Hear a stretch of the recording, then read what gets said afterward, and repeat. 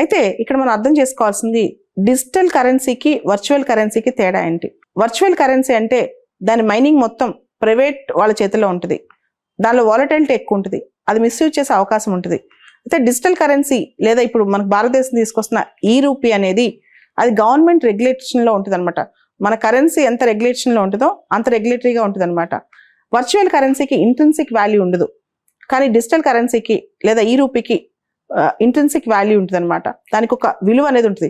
Virtual currency విలువని maintain చేయడానికి కానీ రెగ్యులేట్ చేయడానికి కానీ అది గవర్నమెంట్ చేతిలో ఉండదు. కానీ డిజిటల్ కరెన్సీ అనేది అది కంప్లీట్గా గవర్నమెంట్ ఆర్బీఐ రెగ్యులేటరీ స్థాయిలో ఉంటుంది అనమాట. ఒక మాటలో చెప్పాలంటే మన రోజువారీ పేపర్ కరెన్సీ ఉంటుంది కదా, మనం వాడే పేపర్ కరెన్సీ, అది డిజిటల్ ఫామ్లో చూడటమే డిజిటల్ కరెన్సీ లేదా ఈ రూపీ.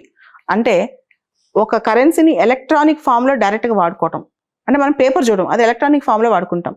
సో ఇది డిజిటల్ కరెన్సీ. మామూలుగా పేపర్ కరెన్సీకి ఎంత విలువ ఉంటుందో, పేపర్ కరెన్సీకి ఎలాంటి రెగ్యులేషన్స్ ఉంటాయో, పేపర్ కరెన్సీకి ఎంత అథెంటిసిటీ ఉంటుందో అలానే సేమ్ టు సేమ్ డిజిటల్ కరెన్సీకి ఉంటుంది.